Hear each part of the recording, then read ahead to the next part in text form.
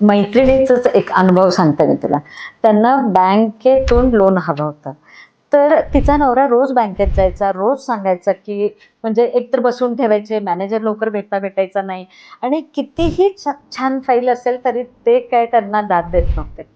तर ती माझ्याकडे आलेली, की "काय क्रिस्टल आहे का, की ज्याच्याने आमचं हे काम होऊ शकतं?" तर मी तिला म्हटलं, "शिवलिंगम म्हणून एक क्लिअर क्वार्ट्जचा शिवलिंगम असतो.